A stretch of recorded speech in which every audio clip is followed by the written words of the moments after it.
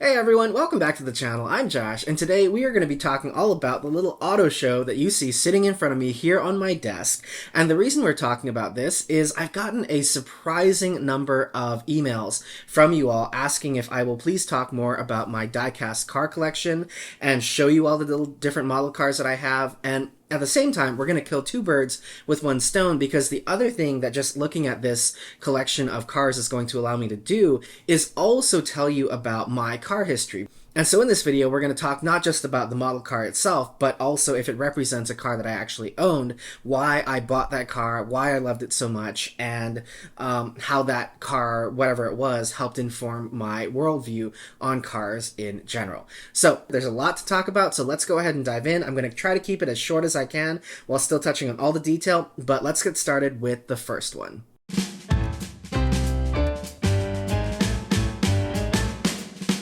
Alright, so we're going to start out with my Land Cruiser 100 series. Now, the Land Cruiser 100 series is not only my favorite model car, but is also my favorite car in general, because this is really the car that got me started on cars when I was very, very young. Now, something to know about me is I come from a solidly middle-class household with incredibly money-conscious parents, and so they were never the kind of people who would go out and buy a Lexus or a Toyota Land Cruiser. And even till this day, the only car they will ever buy is a little Honda Civic LX. Like, the furthest they have ever gone in terms of buying a fancy car or a high-tech car was when my father retired and he bought himself a Honda Insight EX. Like, that thing had alloy wheels, and to them, that was a huge deal. And it wasn't until I was in elementary school and started making friends and going around with my friends that I ever got to see a more luxurious car than what we owned with our Honda Civics. And I can remember being in elementary school and having a friend named Will. Will's mom at one point bought one of these 100 series Land Cruisers, and I remember the very first day that she came to pick us up from school in that Toyota Land Cruiser, I was blown away by her brand new car, because I had never seen anything so impressive. I mean, when you're 2 feet tall, a big Toyota 100 series Land Cruiser is just the most impressive and imposing car that you could ever imagine on the road. And then I remember getting into that Land Cruiser and seeing the inside with the beautiful leather and the wood trim and the big open windows. And, you know, in a Land Cruiser, you're sitting way above the road and you feel like you own the world. And even back then as a kid, I did realize, again, that this was a really impressive, really special car. And so this is really the car that started my whole obsession with big SUVs and old school Lexus and Toyota luxury. Now, this one actually looks more like a Lexus LX 470, which was, of course, this Land Cruiser 100 series twin vehicle. And this happens to be a Land Cruiser Cygnus. Now, in Japan, the Lexus brand didn't exist at the time. So when they made a fancier Land Cruiser to turn into a Lexus, they also gave Japan the LX 470 under the Toyota Land Cruiser brand called the Cygnus. So that's what this one is here.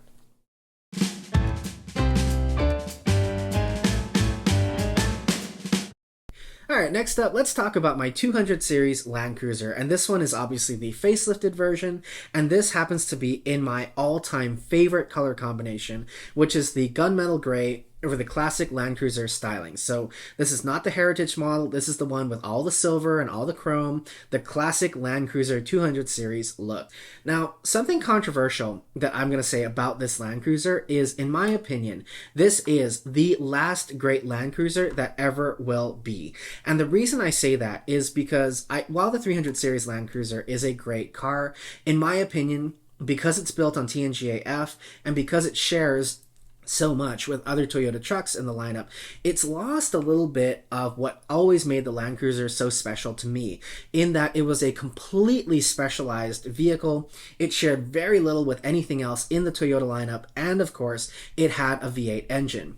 The new 300 series Land Cruiser, while it's a great car, again has a twin-turbo V6, is built on TNGA-F. Now, that TNGA-F platform in the Land Cruiser 300 series does have more reinforcement around the frame than other Toyota vehicles, but still it doesn't feel as unique or as special as the 200 series Land Cruiser. And so 200 series Land Cruiser, probably in my opinion the last great Land Cruiser we will ever see, and because I was never able to afford to buy a real one, I love having my little model car version of it.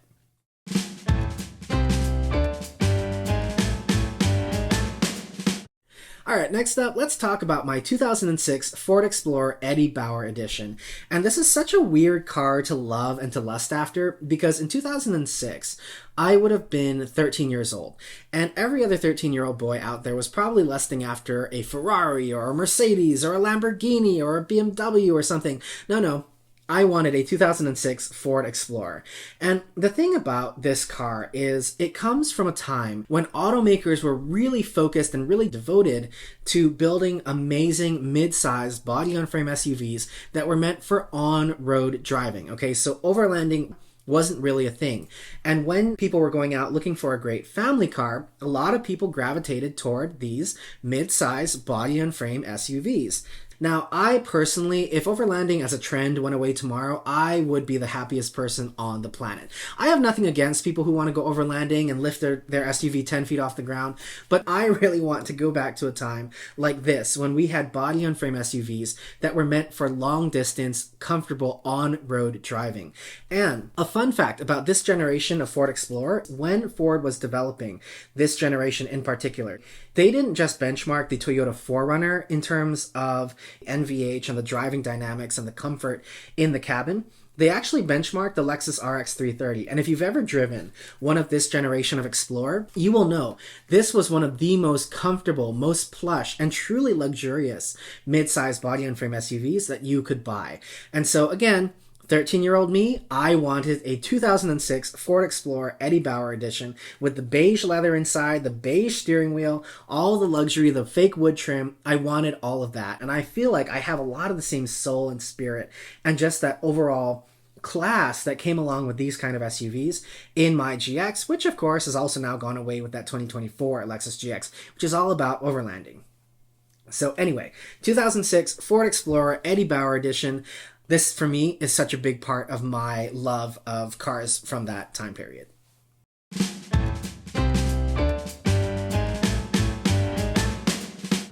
All right, next up, let's talk about my 2008 Chevy Tahoe. And once again, such a weird car to lust after, I know, but hear me out. This is one of my favorite cars of all time because, again, much like that 2006 Ford Explorer, the thing I love about the Tahoe, and still really do, is it is a big body-on-frame SUV that is not meant to go off-roading.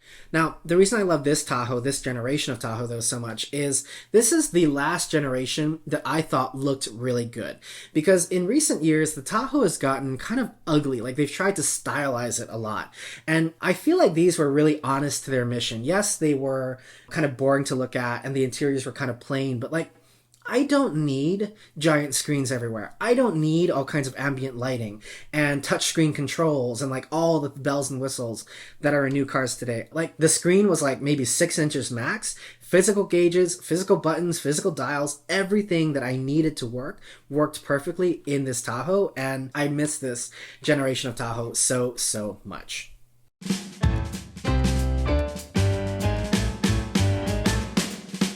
All right, next up, this is a 2012 Toyota Highlander Limited. And I know this is another really weird one to lust after and to have scoured the internet to find, but I love this 2012 Toyota Highlander because this was my first major car purchase. I really wanted, when I had the money and I had saved up all my pennies to buy a really nice SUV, I really wanted something that was a big box on wheels that had a really clean, really timeless, really simple design, had a beautiful interior with lots of buttons and just, beautiful beige leather and the wood trim. And at the time, I couldn't afford to buy a 4Runner, but I could afford to buy a nice Highlander. And so that's what I did. Now, the one I owned wasn't nearly as nice as the Limited. I think mine was an SE or something like that. But the thing I loved most about this Highlander was just the way that it looks and the way that it drove. So this one was also, of course, the age where we had the beautiful 2GR FE V6 under the hood of the Highlander. And as you guys know, if you have watched my channel for any period of time, the 2GR V6 from Toyota is my favorite engine because the way that it makes these cars drive, especially these big mid-size SUVs, it was incredible. I felt like I had a luxury car with my Toyota Highlander. And this is one of the cars, honestly, that I really regret selling. Now, part of that elegance and the fact that it was so understated and so beautifully designed was the fact, and this is a really little known fact, This Highlander, this generation of Highlander, was actually never meant to be a Toyota. This was actually supposed to be a 3-row Lexus crossover. And I'm going to put some pictures here in the video for you of the dashboard of this Highlander. And that's what mine looked like. The pictures you're seeing on screen here. And now let me show you what the Lexus LS dashboard of the time looked like. Do we see the similarities? I mean, the shape of it, the button structure, the button material, all the design features in that Highlander are almost identical to what was in the LS of the time. And the reason for that was because this was supposed to be a 3-row Lexus crossover. Now, at the time, 3-row crossovers weren't really that big a thing in the luxury space. So they were in the mainstream space with the Highlander, with the Pilot, etc. But Lexus and Toyota, I guess at the time, didn't really feel like it was the best move for Lexus.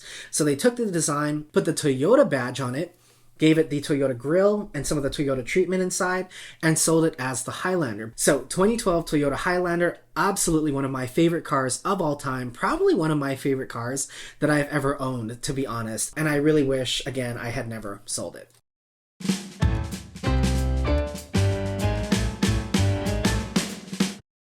All right, next up, this is what replaced that 2012 Highlander, and this is a last generation Ford F-150.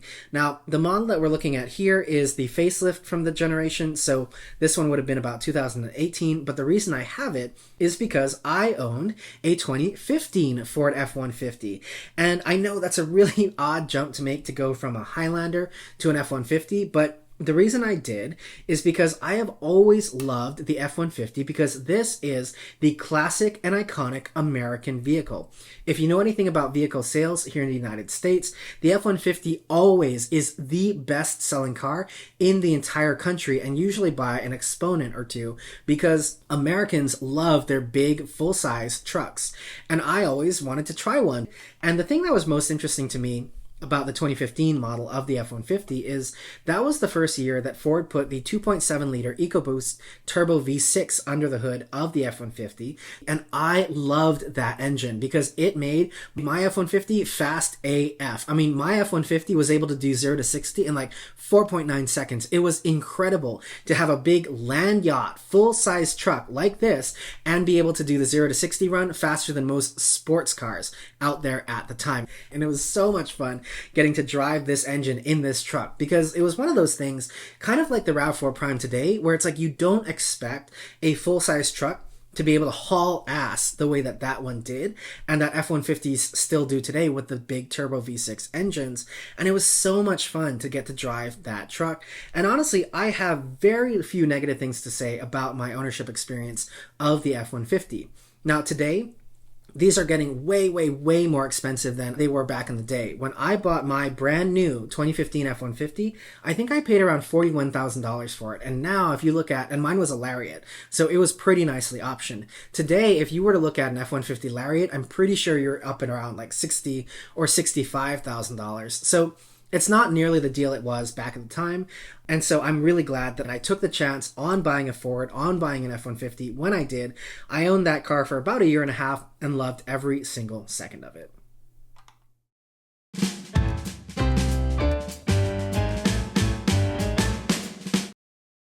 All right, next up, this is a 2016 Volvo XC90, and this is what replaced my 2015 Ford F-150. Now, at the time that I bought this, I was about 23 years old, which seems like an incredibly stupid and incredibly extravagant thing for a 23-year-old kid to go out and buy a pretty serious luxury car. But the thing was, okay, at the time, I was at the beginning of my career working in advertising in LA. So I was doing the ad agency circuit, running around to the different agencies, being an art director, and my specialty was always automotive because I love cars, obviously. And working in that industry, you pretty quickly make friends and connections at other agencies that are doing other, vehicle brand advertising. And a friend of mine that I had in LA at the time was working on the Volvo account. And the funny thing about Volvo at this time, it seems kind of crazy looking back now, but at the time, Volvo was on the brink of bankruptcy, and they had just been bought out by the Chinese, and no one really knew if Volvo could make a comeback because all their cars were like 10 years old, they were still riding on the old Ford platforms, they just weren't competitive, and no one wanted to drive a Volvo. Like, it was literally the car that you only drove because you were a Swedish car aficionado, but it wasn't a car that was in in the mainstream vernacular that people really desired. And so at the time, this was Volvo's big comeback story. The company was riding on the success of this brand new XC90. Volvo didn't really know if anyone would be willing to take them seriously and actually take a chance on this car. So the thing that happened was, if you had a connection to Volvo corporate the way that I did, they were offering them insane lease deals. Like, I think at the end of the day, when I played all my cards the right way, I think my lease on my XC90 ended up being like $300 a month, which is absolutely insane because the car itself retailed for $55,000.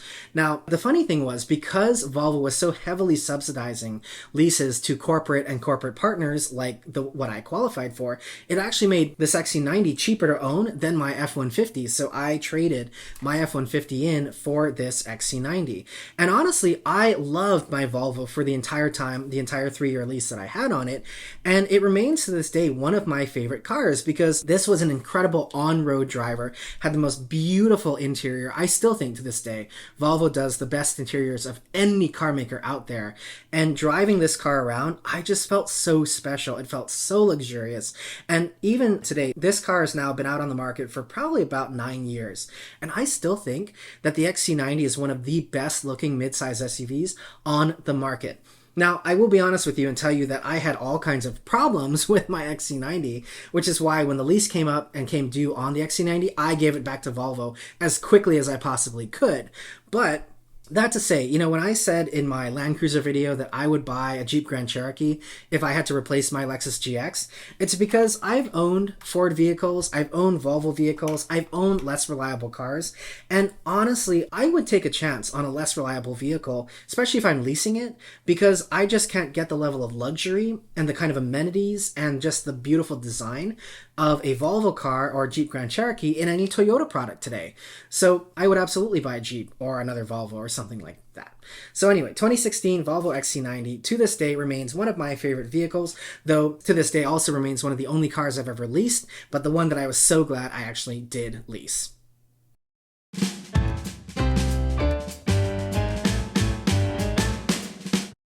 All right, next up, let's talk about my 4Runners. So here I have 3 different little matchbox-sized 4Runners. I've got a 2019 TRD Pro in Voodoo Blue. I have a 2018, I believe, TRD Pro in Calvary Blue. And then I also have a TRD Off-Road, or what was called the original TRD Trail, trim here in the red color. Now, if you guys have been with me for any period of time here on the channel, you guys know that I had a 2020 TRD Pro that I bought brand new back in 2019, and I loved the 4Runner, as you guys know. It is truly one of the last great Toyota trucks out there, and one of the last cars that really feels like old school Toyota. It's got that tank-like build quality. It's got the overall feeling of solidity that I just think is missing from a lot of Toyota's cars now. All the plastics are so thick, so durable. The whole car feels like it'll last 100 years. And I know that the 4Runner is outdated in many, many ways, just like my GX is.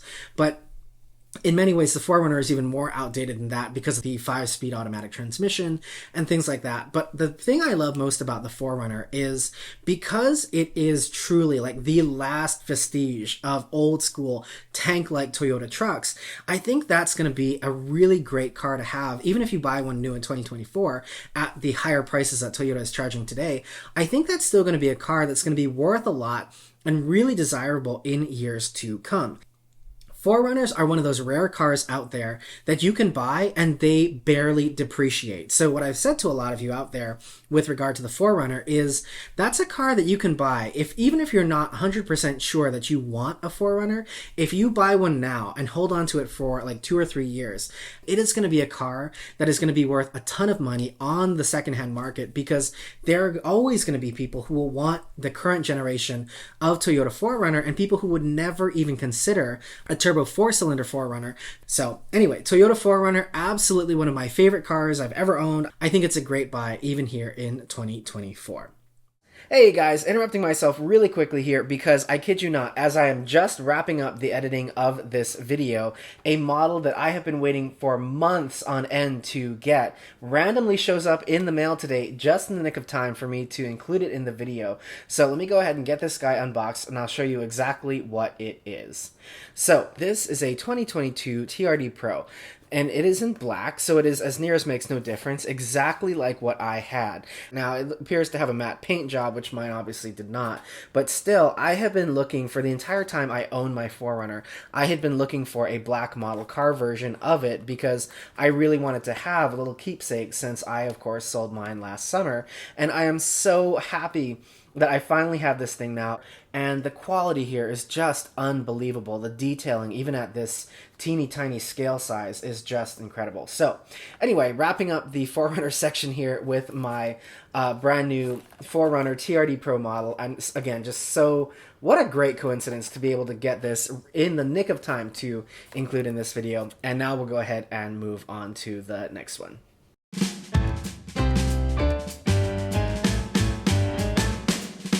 Alright, moving on, let's talk about the RAV4 Prime. Now, this model car, much like all the other ones that you see here that are this size, all come from Japan, and if you didn't know, in Japan, they make model cars of every model that they sell, in almost every color. So you can really go out there and find, like, a black RAV4 Prime, a white Toyota Prius, an energy blue, or whatever this was called, Toyota Camry hybrid. Like, I don't know why or what the fascination is in Japan with little diecast cars, but they make every different color combination of Toyotas that you can buy as a model car, and I absolutely love that. This one happens to be a RAV4 Prime, and in other world markets, Toyota calls the RAV4 Prime the RAV4 PHV. And if you've seen more recent footage of my RAV4 Prime, when I adopted that car from John, I actually changed the license plate and put a RAV4 PHV plate on that. That's my actual Texas vanity plate. And I love that plate so much because that's really what this car is called in other world markets. Now, I've talked a lot about the RAV4 Prime in other videos. I have a full 2-year in review if you want all the detail about the RAV4 Prime. But this is truly a car that is really special to me because, I mean, this RAV4 Prime is just, in many ways, the perfect car. It is a plug-in hybrid, so you can do your driving on EV range, but you don't have to worry about charging on long road trips. It is incredibly efficient in both EV driving range and when you're using the gas engine. It goes 0 to 60 in 5.5 seconds. Like, they did not have to do as good a job on this RAV4 Prime as they did.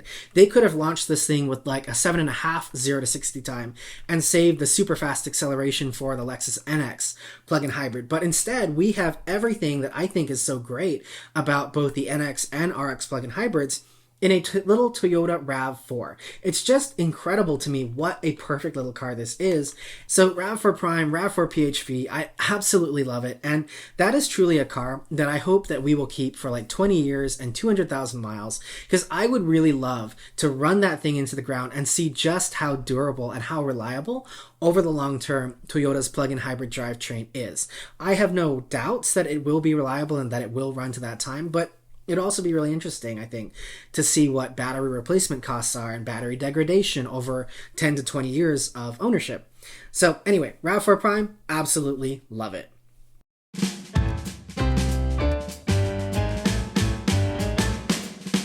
All right, next up, really quickly, let's touch on, of course, the NX350h. Now, this is actually an NX350h, although this is the global spec where you can get the 350 hybrid with the F-Sport appearance package. We don't get that option. You can't get those two things together here in the United States. And this is the car that started this whole YouTube channel. And it's funny because I hadn't ever intended to make a whole YouTube channel when I made my first video here. The only reason I made a video on YouTube doing a review of my NX350 hybrid was because at the time there weren't really any actual owner reviews out there. There were, automotive media reviews and things like that, but I was really looking for a review from someone who had spent their own money on the car, had bought the car, was living with it, and could tell me, all the ins and outs about what it was like to live with an NX hybrid. And so that's really what started this channel, and it kind of just, the rest is history. The NX, unfortunately, of course, didn't stay with us for very long because there were a few things that I just didn't care about it. And although I love this car to pieces, I still think it was the right decision to part with it when we did. I don't really miss this car that much, and I'm so glad that we ended up with the cars that we do have, and I much, much, much prefer my RAV4 Prime as a daily driver over that Lexus NX.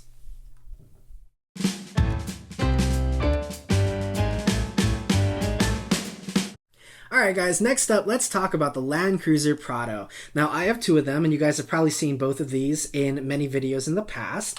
This one is from the beginning of the 150 Prado generation, so we have the original face, and of course we have some of the original details that came out with the Land Cruiser Prado.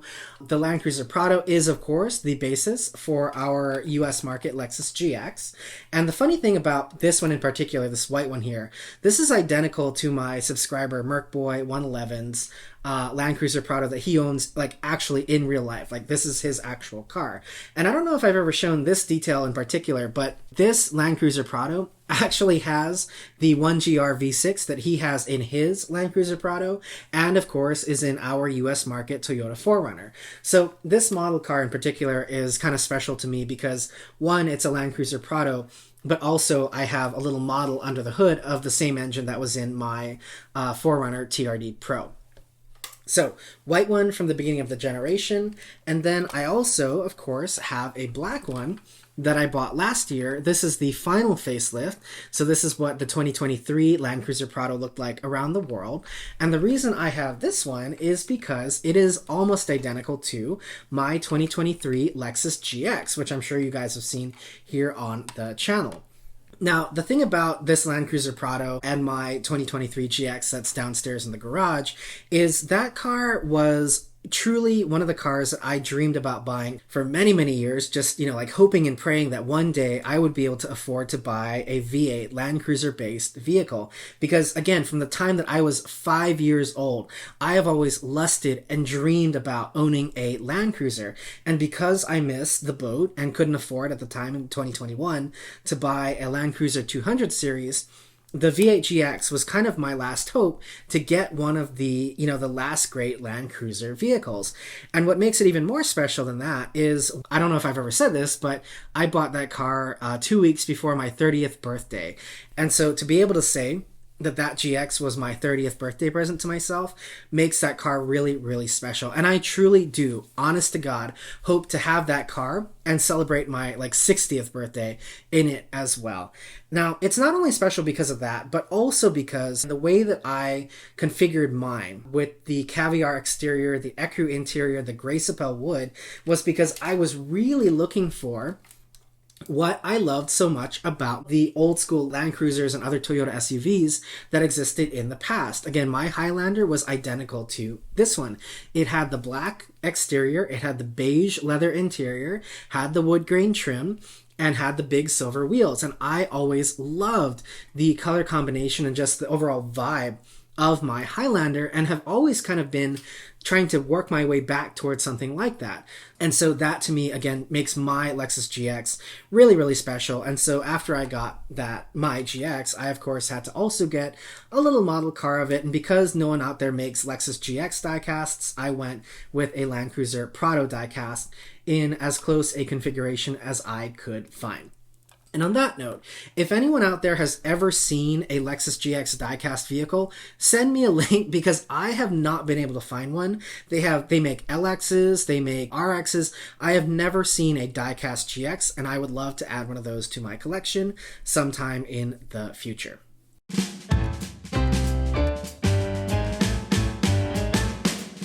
Alright guys, I know this is running long, so I'm going to try to speed it up a little bit here. Let's talk about this 2023 little Toyota Prius. And I love this little model car so much because, as you guys may know, we actually owned one of these last fall for 3 to 4 months. And this is one of my favorite Toyota cars on the market today because I think it does everything really, really well. And honestly, if I was in the market again for a car like this, a compact little sedan or hatchback from Toyota, this is going to be my choice, absolutely, hands down, without a doubt, because it was such a fun little car to drive. It was so well built. It was just like the perfect little economical daily driver commuter car.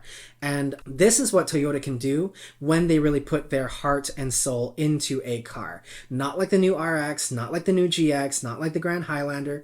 This, to me, really embodies what Toyota is all about and what they are capable of when they really put their minds and hearts to work.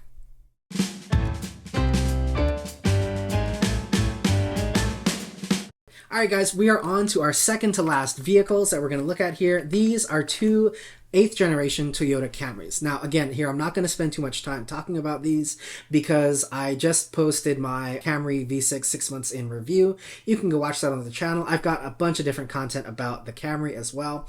But this is one car, like I said in that 6 month in review, I love the Camry. I just think, especially this 8th generation, it is so perfect, especially with the V6. I think it is an amazing, amazing car. I think it looks great inside and out. I love the way it drives with the V6, and it's a car, especially when that V6 goes away and the facelift comes out, I am going to miss our Camry so much. And this is another car, much like my GX, this is one that I really hope that we keep this for the next 10 to 20 years because it's just like my GX. We can't replace it. Once the V6 goes away, that is going to be it, and it'll be hybrid only for the Camry, and that's just not something that we're interested in. And again, so we really hope to keep our Camry for a good long while.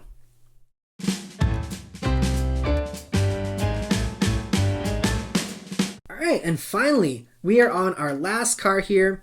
This one is really funny. This is a GR Corolla. This is the Morizo edition, and this one is 100% faithful to the GR Corolla Morizo edition, and this one actually has matte gray paint. Now, this is a car that my husband John bought because this is a car that I think he aspires to own one day. He loves little rally cars, loves sports cars, loves manual transmissions. I'm kind of the opposite way around. As you can tell, I am an SUV and truck guy. He is a sports car guy. We have one of these nonetheless because he wanted a model car of the GR Corolla because this may be a car that we just don't get to before it goes out of production.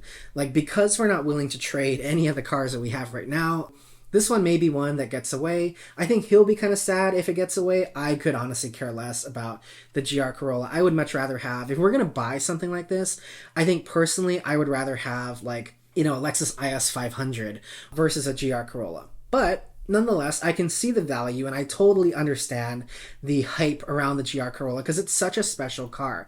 This was really Akio Toyoda's baby, I think, at the end of his time as CEO of Toyota.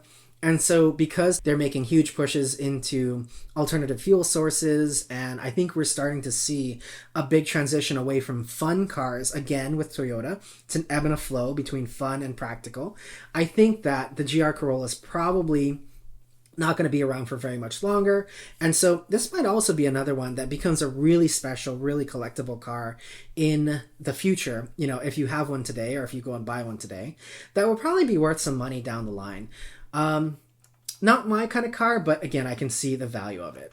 So anyway, that was a super long video. I hope that this was interesting. I hope that, for all of those of you who wanted to see my diecast car collection and kind of hear about my vehicle history and all the cars we've owned, I hope that this gave you the insight that you were looking for. I really hope that this was enjoyable and interesting, and I'm sure one person is still watching at this point. But anyway, that is my diecast car collection and my automotive history. Thank you guys so much for watching. As always, questions and comments, leave them downstairs, or you can always write me an email at the email you see on screen here. That is where all the emails that I got asking for this video came from, and anything that you guys ever want to see or want to know about cars that I can do here on this channel, shoot me an email. Let me know and I will do it, because this channel is always going to be all about what you guys want to know and want to see, if I'm able to do that. And so yeah, thank you guys so much for watching. I hope you have a great one and take care. I will see you next time.